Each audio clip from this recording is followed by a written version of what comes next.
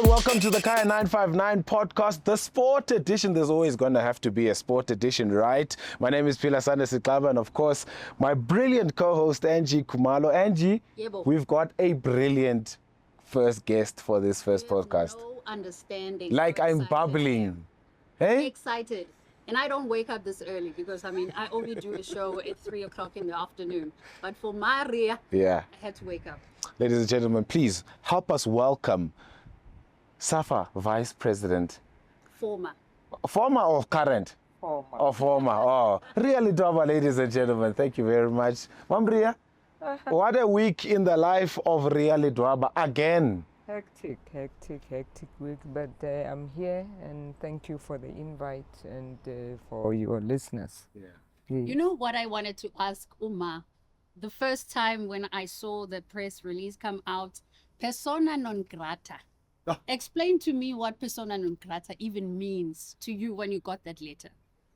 I actually had to Google. Yes. I think I thought I know it, but I said I want to make sure. Yes. Let me just Google it, and the Google told me, or it's unwelcome. It's a person who's not welcomed, you know. And I said, but why would I not be welcome in a sport that I think I contributed so much for decades, you know? So, but I said, well, it's a battle that I have to fight. The association has come to a point where while I was an NEC member and a vice president for 4 years, they couldn't call me. Yeah. You know, just send me and say, we invite you, we want to sit around the table. There are issues that we want to address with you that we are not comfortable with. You know, I would have gone there because I don't want football money to be wasted in the court of law. Lawyers making so much money in things that we could sit around the table and address. Yeah. What are those issues, Mamria? Because this is not the first time. Look, I think my battle with the association started immediately. My name came out that I am nominated by some regions. Yes. And I think we had a meeting somewhere there in April. They called me to a meeting. It was all the provinces there, representative from all the provinces. After that meeting, I made a call to the president because I knew it might be something that he would not like. You know, I said, let me call him, and he said, no, let's have a meeting on Monday. You know, I'm driving from Free State, and I said, oh, but that meeting never happened. And I kept on sending him WhatsApp and say, President, when are we meeting? There's something that I want to discuss with you.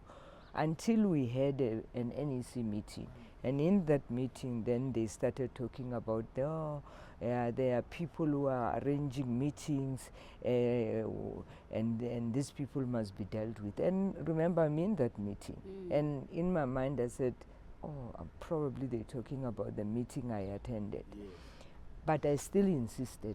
President, even on that day, President, I ask you to sit with me. When I would go, no, we'll sit and all that. But finally, when I did not see him giving me that opportunity, I wrote him a letter. Yeah. I said, this is what I wanted to discuss with you. I've been approached by members. I wanted to hear your opinion.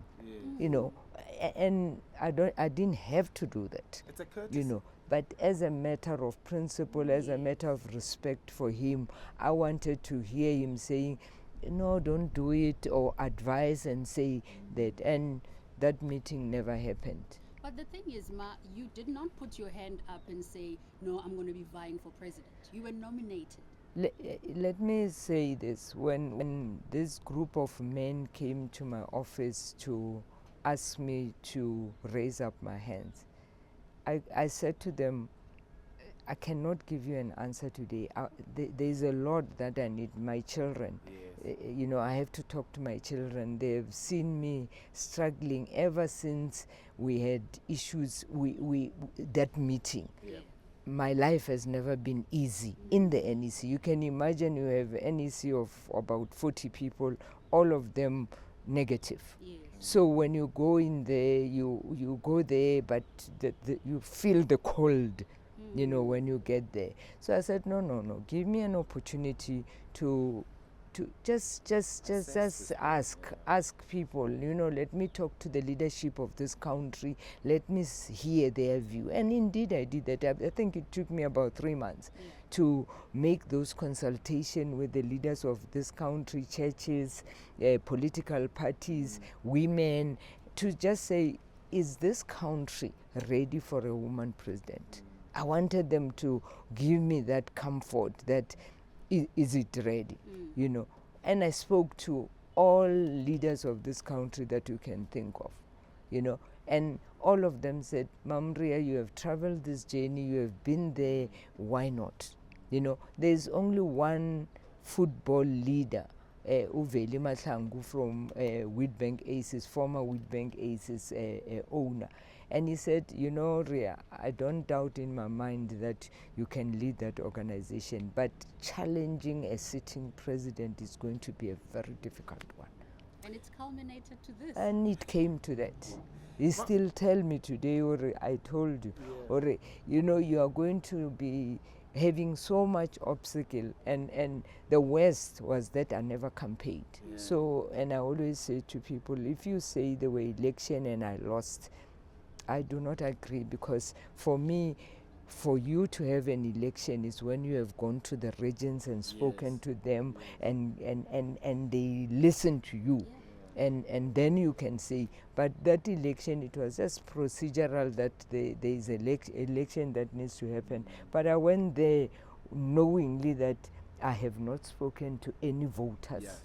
Yes, I that platform, even if it's in the electoral code, I actually wrote a letter and say, now that I'm accepting to be nominated. Remember that time the nomination was not, but I was saying, now that I'm going to accept the nomination, I would want to visit all the regions and talk to the regions. I want to have that, but I was informing them as a courtesy also, because it's in the electoral code. And I was written a letter, I will never do that, and that letter was sent to all the regions. So I must not even have an opportunity to do that. So that's the story of that election. But before the election, I had issues that I raised with the NEC.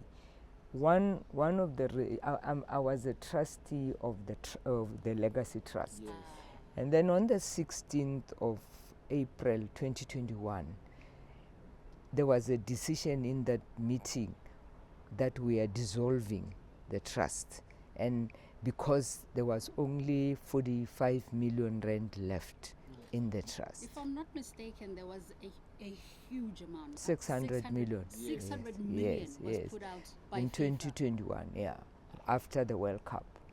So there was 45, and I raised issues there. I said,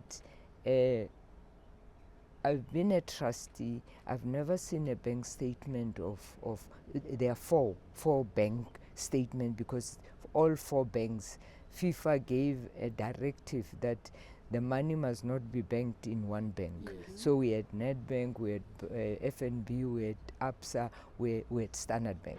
So, and then I said, because we are dissolving this, it would be in our interest as trustees to at least see the bank statement, just to see that there is nil balances and there's a 45 million is in which account. You understand? So we agreed that remember, in that trust there were 4 members from SAFA, including the president, and there were 3 members of FIFA, the CFO of FIFA. And Joyce Cook is the head of women football in FIFA. So there are 3 members that are representing FIFA in that. any decision that we take on the basis of the application. There were applications that were rejected and all that. So, and we took a decision in 14 days we must meet so that we can close the books and we'll receive the statement and whatever it is. Then we were waiting for meeting ended, went. Then there was an NEC meeting that was called, and then the president came there. Remember, I'm a vice president. Yes, He comes there. He says, no, FIFA has requested that we must remove trustees, and there must be only one trustee from FIFA and one trustee from SAFA. And I remember even one member raised the hand, by the way, who are the trustees? And I know they know the trustees, but that question, who are the trustees? And then it's Ria, it's Elvis, Chisani, it's Muladedi is the president. No, it's Clive Bauer. Clive was not an NEC member. No, we remove all of them, including the president. We're remaining with it. But then I wrote a letter. I said, and I did not say anything because I didn't believe that the NEC has got authority to remove the trustees. Yes. It must be a trust meeting that will do. Yes. So my belief was that there will be a trust, that last meeting where all these things are going to be discussed. Then we removed, and then I still send a letter, and I always do things in writing so that I can have proof. I wrote to the general manager to say, can I be provided with the minutes of the meeting, with it? In fact, the CFO of FIFA wrote a letter after that and say, it doesn't make sense to me. How can you remove people when we are left with one meeting? Exactly. Can you reverse that? Can you reverse that decision? Because we have got only one meeting. Then they never reversed. I don't know whether they responded to FIFA and say what. And that was it. We never received the statement. We have never seen those things. But the 45, for me, the interest was this 45 because I've been there. For 10 years. For 10 years, not necessarily, I think for 6 years. Yes. So SAFA will put an application, and the rest of the others. SAFA will put an application and say we are applying for an X amount, and they will put the programs that are going to be, and that has been the procedure. So now I'm sitting, it's the last meeting. They are requesting for 40 million rand. 5 million was to dissolve the trust. 40 million rand, SAFA apply for it, but the specific projects. Yes. One is the regional league, and they specifically wrote what that money will do. Yes. The regional league, the women's regional league, men's regional league, women's regional league, regional support, HPC, 9 million rand, 10 million for the National Women's League. So even before then, I started asking in the NEC, President, we have approved money for the regions. Is that money sent to the regions? Yes. And then in one meeting, I remember he said to the CEO, it was still Tebo, and said, didn't you send money to the regions? And then didn't you send 150,000 rand to each region? And I said, no, President, I'm not talking about that 150. That 100 was the COVID-19 support to the regions. And it was paid directly because the trust said this money must be paid directly from the trust money. It must not first go to SAFA. It must go directly. I'm not talking about that. I'm talking about the decision we took on the 16th. And then I see there was no answer. And I know the regions has not received that money. I want SAFA to challenge me and show me and show South Africa that 40 million rand has gone to the project that they have do, because they wrote the men's regional league, it will be the trophy, the accommodation, the reveries, the meals, whatever. So I know I'm sitting here today and I know that money has never gone to the regions. Ria, just on that, and I want us to expand a little bit about the projects that were, sort of supposed to happen under that legacy trust. Some of it was meant for the upgrades, especially to Fun Valley, which plays a massive support system to all the national teams, not just Bafana and Banyana, but also the junior national teams as well. The upgrades to that facility, and it's been almost 15 years since the FIFA World Cup that was placed here in South Africa, and still none of that has happened. What has been the issue around, taking care and making sure that the projects that were enlisted under that legacy fund were rolled out in the time spans that they were supposed to be? Sometimes I even, put a finger blame myself, or I was a trustee there. When an application comes, you interrogate it, you approve it, and then the next meeting you get a report that it has been done, and there are no checks and balances as the trustee to check whether this report that says the money has gone there has actually went there. It's only at the last meeting of that 45 that I realized that it might be that the money that we have approved all along has not reached the beneficiaries. I know there were bursaries, people that have graduated because they've been assisted with that. There are other academies that were sent money to be able to approved money.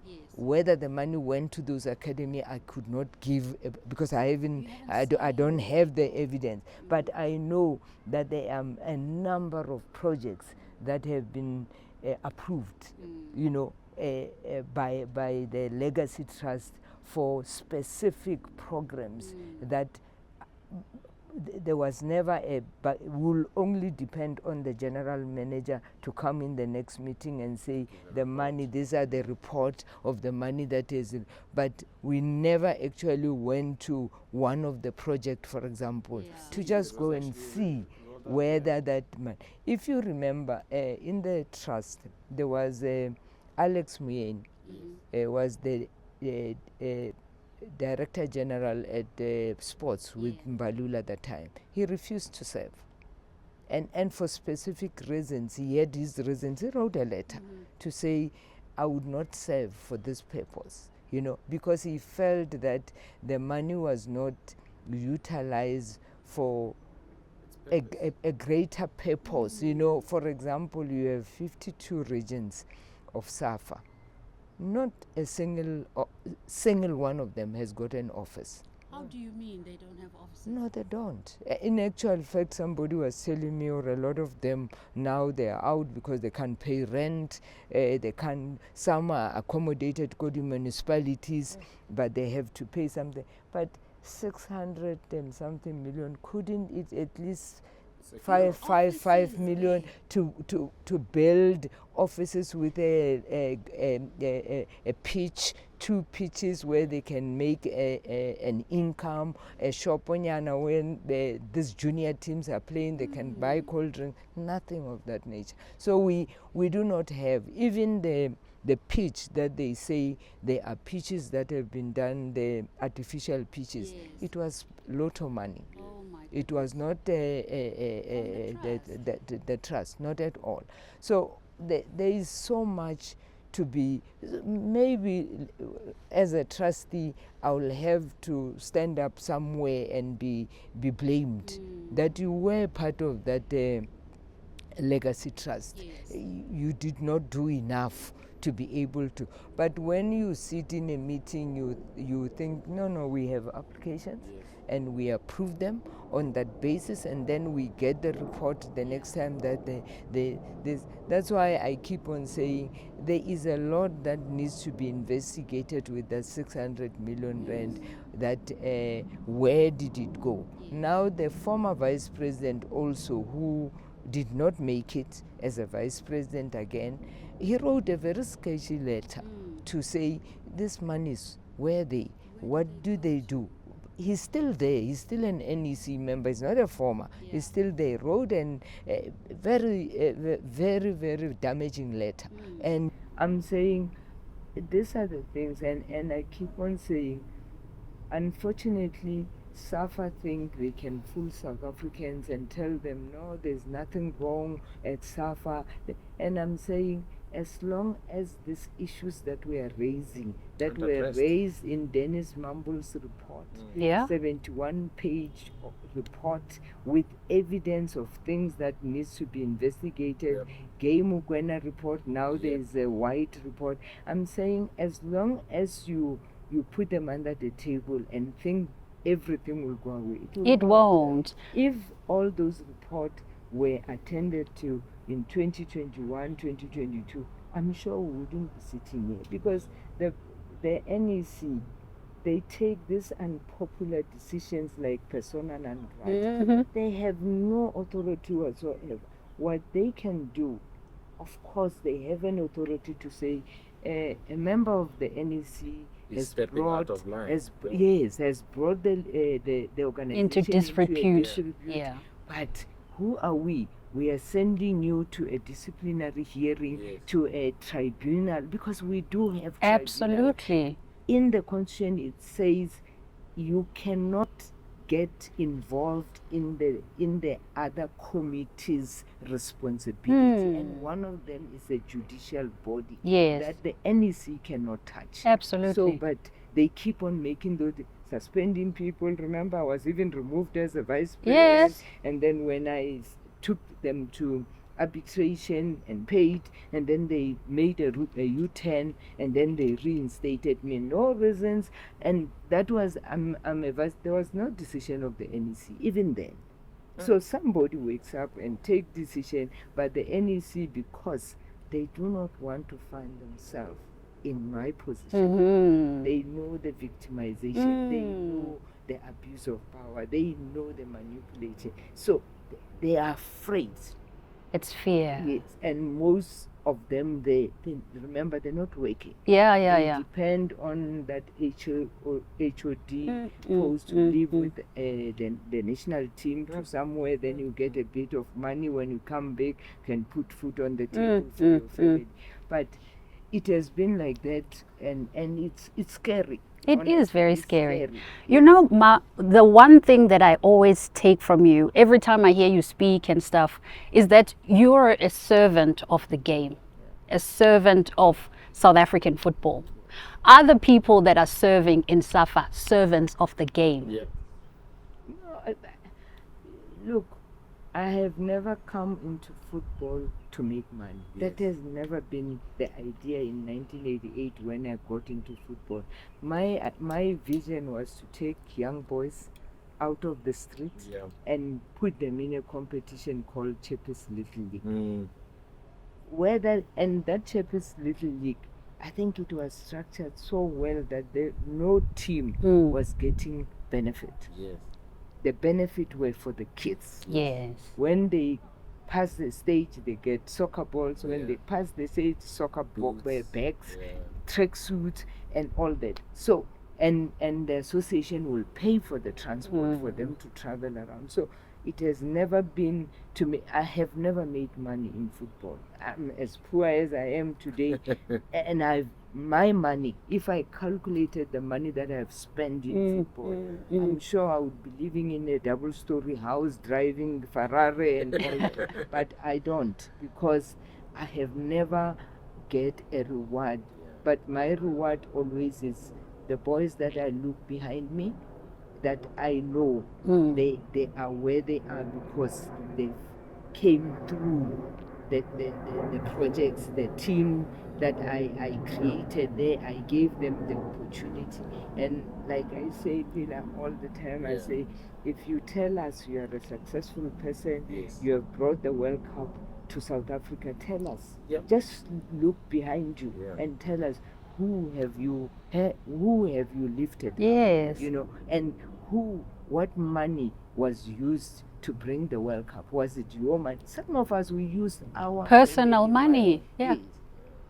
So that's where we are. Unfortunately, we are not in a position, and it's because of leadership. You know, we have different kind of leadership, leaders that would depend on the majority to be able to work together, delegation of power and all that.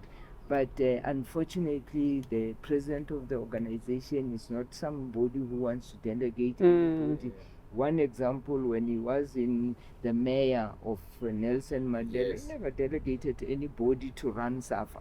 He was running Nelson Mandela And running SAFA at the same same time. But he had vice presidents Mm. that were there at that time.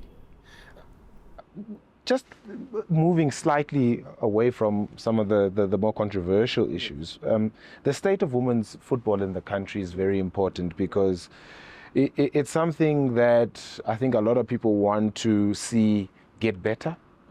We're African champions, Banyana, but I think the lower structures are the concern. The Sasol Women's League is something that a lot of people think that it can be better in terms of its professionalization, its development of players, but also lower than that, schools, girls football, and into universities and a lot of other junior structures.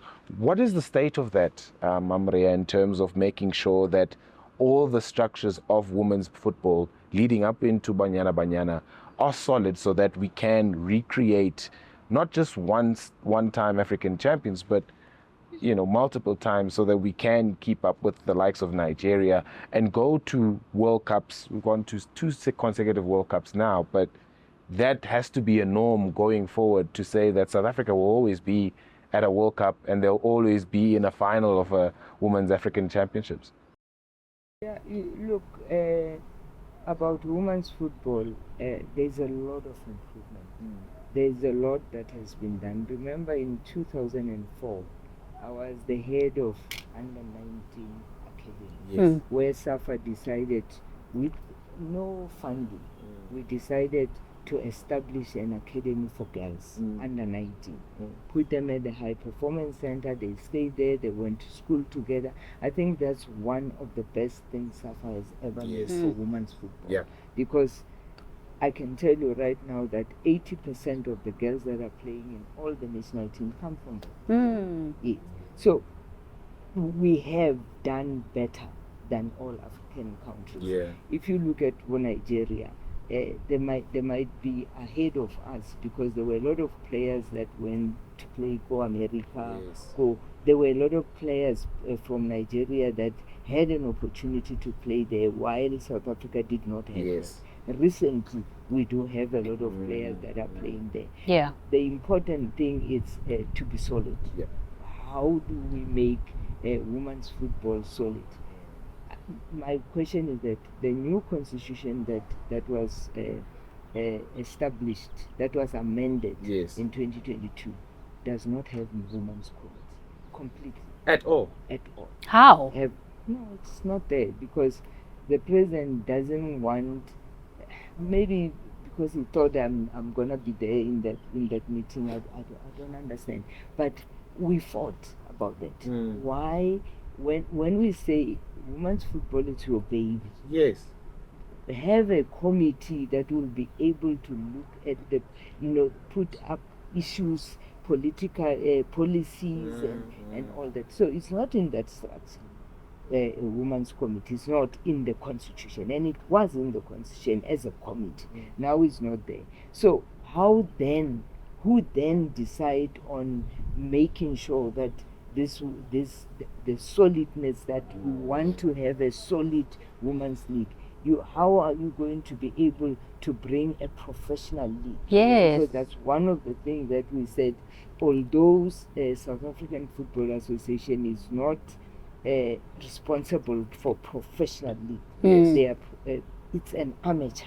Yeah. We are responsible for amateur league to development of football in this country. The professional league is for the PSL. Yes. Because we should have an engagement, PSL, and say, how do we Expand this thing. expand Yeah. and make sure that our women are also paid? Yeah. You know, while they play, because I know they play in Kosasol, they're not paid. Mm. You know, they are not paid, and it will not grow as much as we would want it to grow.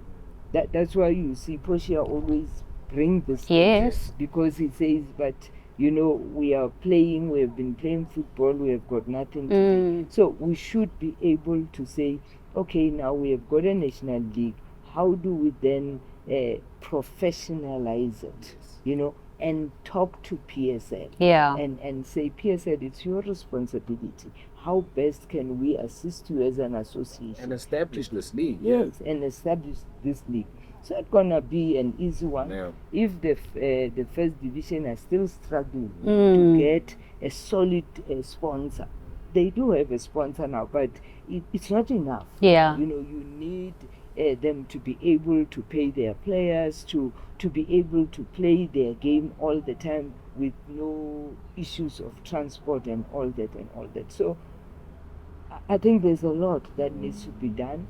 The base has been set for women's football in South Africa, and for that reason of the academy and the Sasol League, we have seen them coming back with a trophy, Yeah. the African trophy. Yeah. So the next thing is now we have seen them going to the next stage of the World Cup. Yeah. We want to see them somewhere. You know, we want to Playoffs. see, yes, we want them growing, and I believe it is the women's national team Yeah. that will do that. Absolutely. Absolutely. That are paid Yeah. so much money. SAFA, it needs to change, obviously, from the head down and from the down up as well. Governance issues, administrative issues, where do we even start with that? Because I feel as if the head of this association that has so many people dependent on it is not changing, the organization itself is not going to change. And we need the organization to be administratively strong, to have governance, because as far as paper is concerned, we've got all the makings of an association that should be working, but it's not working. And if we're going to keep fighting the same administrative issues, the governance issues, and not going ahead, South African football is not going to grow. How do we change these administrative issues and governance issues so that national football can actually start growing? You gave a very important fact about the structures are there. SAFA, we have got a constitution. Constitutionally, it's the solid. constitution is changing every time there's election, but there is a constitution, there's a base, there's a structure. We have regions, we have local football association. Important is that you can't do the same thing every day and you think you will have a change. Yeah. There has to be a drastic change. Governance, there's no governance itself. There is completely collapse of governance. That constitution that is there means nothing to the president. It ultimately nothing. He doesn't look at that. When he makes decision, he doesn't go. Even the NEC. I mean, when you make a decision, you must be able to say which article. Yes. If we say she has brought the league, let's quote in terms of article. That's what we do. In terms of article so and so that says that and that you have breached this. Yes. And for that reason we are taking this matter to a judiciary. Nothing wrong with that. Yes. You know. So it's a problem that we are having. Mismanagement of funds. Those NEC members that are very close to the president, when they don't have money at home, they just go to him, President, we're struggling with Christmas, we don't have money. Then 24th, you received a circular that says the offices of SAFA, they are closed from the 15th of December to the 8th of January. Yeah. Boom. Now, I didn't even see it because another NEC called me and said, Ma'am Ria, I see that we have received 20,000 rand. Do you know what is it for? No, I'm not even aware. My Then I went to my goodness. bank account. Yes, I see 20,000 rand, and I'm asking the CEO then, not the current one, the former one. We received the 20,000 rand. What is it Do you know for? what is it? I know it's your president, and I knew because there are members who are not working. Of course. Of course, but does he have the right To do so. And then what I did, I said, CEO, pay account number as SAFA, Mm. and I sent it back. After sending that money back, President is very good on WhatsApp. Decisions can be taken on WhatsApp. He sent WhatsApp. He's very good. Yes. And he sent, and you are not on that group. Yeah. Yes, he can. Remove you. If he doesn't want you to see the he certain. forms another group. Amen. And I said, President, but why? Why don't you just tell somebody I don't want to in that instead of just for me? So right now we are here where you are then one vice president is not on, but it doesn't look good. Yes. So he sent a message. He calls me that woman. That woman again. That woman. That woman again, she think she sent the money back and whatever, and they will tell you, there's this issue. But I raised it. I wrote a letter. Yeah. I said, I just want in the next meeting to be clarified. Yes. Who took that decision to pay us the 20,000? But I believe it's carrying on. People are owing SAFA more than 300,000 rand. One, they are not working. Two, they owe 4 million rand for the cars that they bought for my those goodness. NECs. That there was a decision. We took a decision. We said, no, let's help NEC member that cannot get Travel. cars out there. Took money, paid for the cars, and then they will pay with their honorarium. Whenever their honorarium is paid, they don't receive, it's paying the car. Two, previous financial statement still remain at 4 million rand. What it means is that all those NEC, they are not paying. When that time comes, President, can we not be paying the cars? Can we use this money? But how are they going to pay? My goodness. How are they going to pay that money? Then after the election, we were paid 100,000. Remember, there was a decision to pay us from 2019, 2020, 2021, 2022. It was about 500 and something each. Then before the election, 100,000 rand came into my account. I took that money, I sent, and I said to the CEO, this is very unfair to football. Yes. You know, it's so unfair to football because 2019, 2021, it was COVID year. Yes. We were all sitting at home. There was no football played. What is this honorarium all about? Yeah. You know? And then what I did, I just took that 100,000 rand. I said, this one, I'm not going to send it to SAFA. They still owe me the 20,000 rand. You paid it back. Everyone else spent it. No, but they kept it until they must explain. Yeah. You know, I didn't say it's not my money. Everybody received, but I was saying I want to receive it when I know why we Given but I that. didn't get it. So I took that 100,000 rand. I paid 4 local football associations. Remember, local football, they don't receive any money from anyone. But that's where football is played. Exactly. So I gave 25,000 rand, 100,000. Then there was letters to them from SAFA or whole. No, you can't accept this money. Can't accept. And the LFA said, no, you can go to hell. We are going to use this money for football. Of course. She gave us the money for football. This how sick our organization is. I'm just giving this example so that people, when they look at the issues, they must stop thinking that I want to be the president. It has got nothing to do with that. Even the dispute that is at court, it has got nothing to do with the election. But every time they speak to people, they say, no, she has lost the election, now she's bitter. And these things, I've raised them when I was still an NEC member. I raised them before the election. They even went to court when I went. The election, we won. But that's where football is played. Exactly. So I gave 25,000 rand, 25,100,000. Then there was letters to them from SAFA or whole. No, you can't accept this money. Can't accept. And the LFA said, not to happen until all the disputes Have been they said taken to the care judge, of. no, she can come back after the election and raise her issues.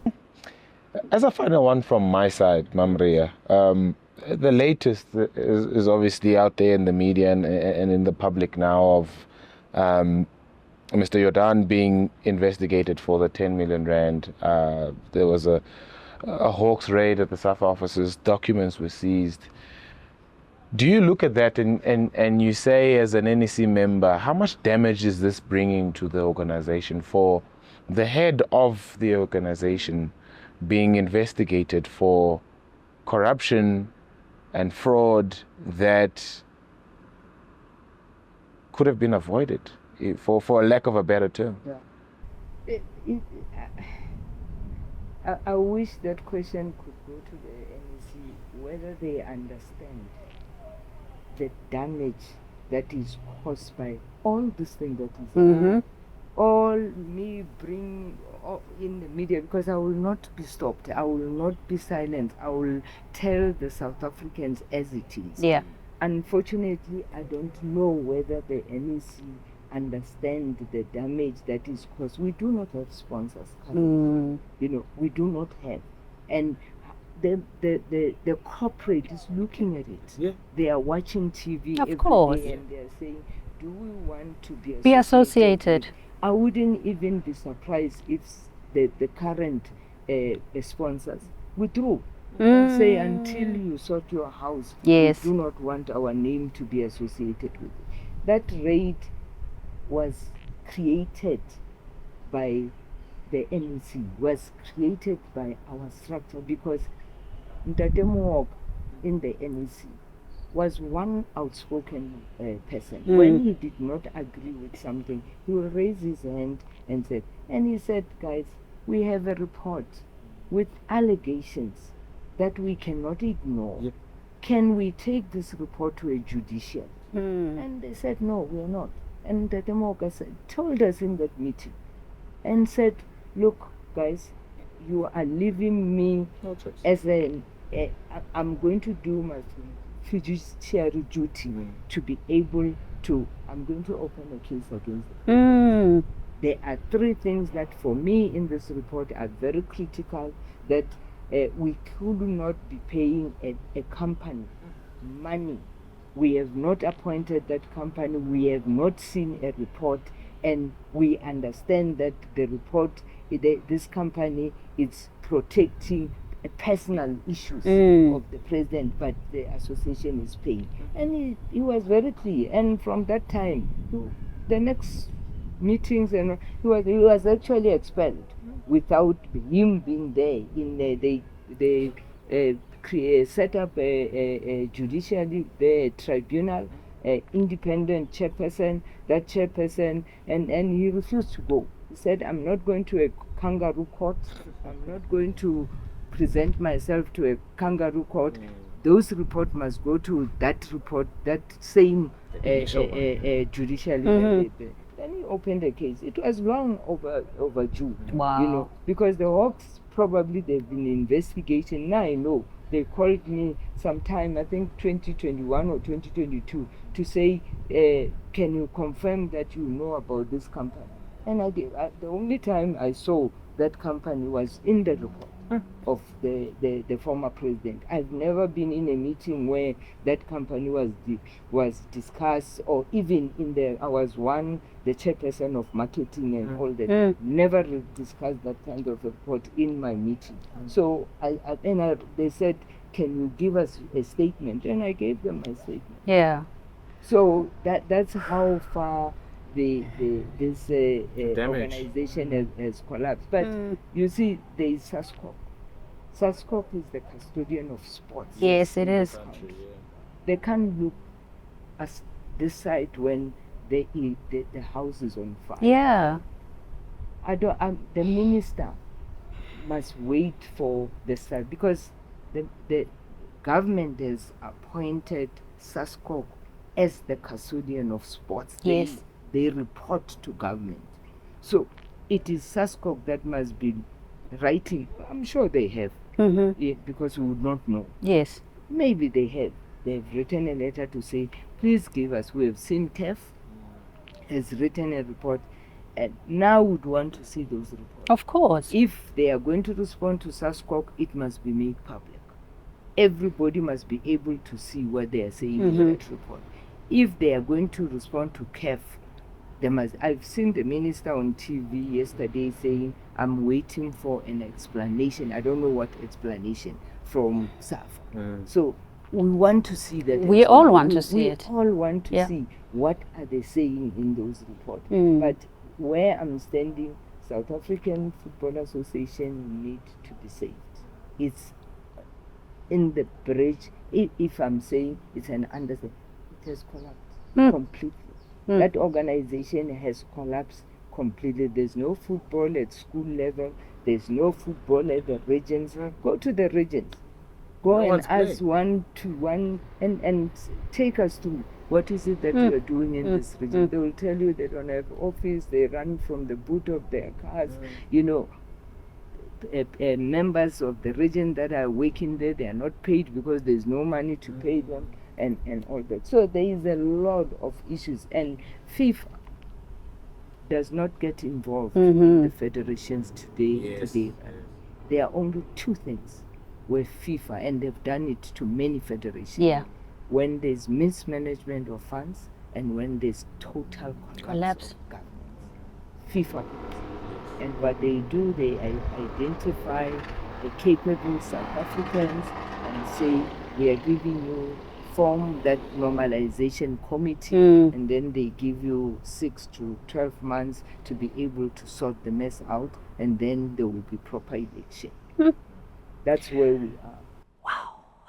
Well, I feel like we could talk with Maria for the entire day, because there is so much to delve into. We didn't even have half the time to get into everything that we need to discuss with her. But as a South African who loves football, I am happy that she's brave enough to call it to order when it needs to be called to order. And hopefully we can get her back into studio and delve even deeper, because we've delved deep, but we can go even deeper. Deeper, Papa. Yeah, go deeper, Papa. Maria, thank you so much for your time. We really appreciate it, and we hope, as Angie is saying, the benefit of South African football is taken to the forefront for once in this country. Thank you very much, Angie. Thank you for everybody for watching this. Please tune in next time, and of course subscribe and listen to Kaya 959. We'll see you next time.